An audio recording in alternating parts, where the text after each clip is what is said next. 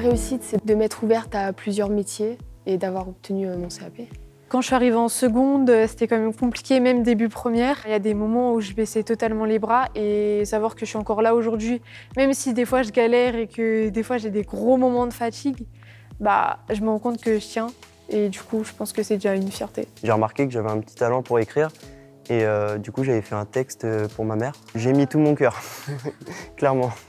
L'une de mes réussites scolaires, c'est surtout d'avoir appris à revenir en cours, d'avoir réussi à m'en sortir, d'avoir largement monté mes notes. Là, je dirais dans les 15-16 minimum.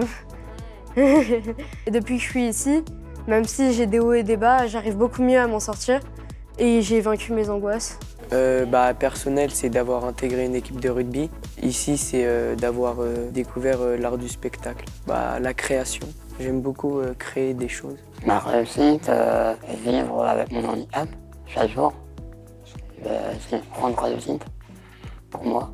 On peut peut-être donner une réussite. On n'a pas eu de cluster, 800 jeunes, pas de cluster, très peu de cas. Ça a été un peu une bagarre de tous les jours, mais pas avec les jeunes. D'avoir eu mon brevet, aller au lycée, de grandir au final, d'espérer un jour d'avoir un métier, d'accomplir mes rêves. Ce rassemblement à Lourdes, on était plus de 4000.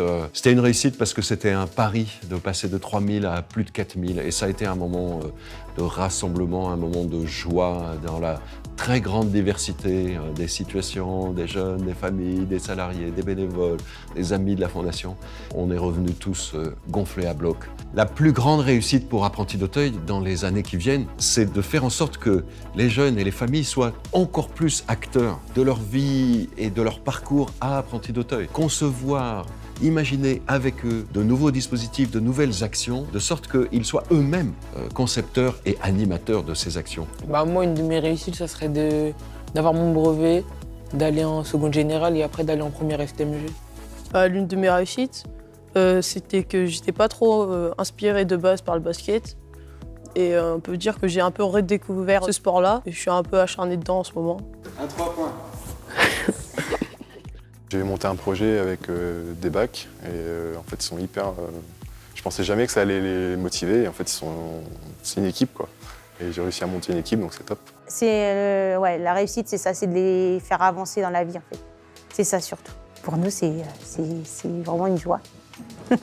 J'aimerais que ces fêtes de la réussite soient une source de joie et d'énergie pour que vous continuiez jour après jour à constater les talents, les réussites, les pas en avant de chacune et de chacun d'entre vous.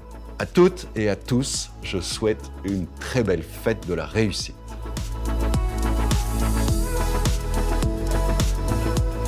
Il ne faut jamais abandonner. On avance en équipe, on n'avance pas tout seul. Seul, on va plus vite, mais à plusieurs, on va plus loin. Attends, je dis quoi la phrase? Oh Roméo, Roméo, pourquoi es-tu Roméo? J'ai l'impression que je bégaye à chaque question. Des petits blancs, des fois, ça stresse. Je suis fière de moi.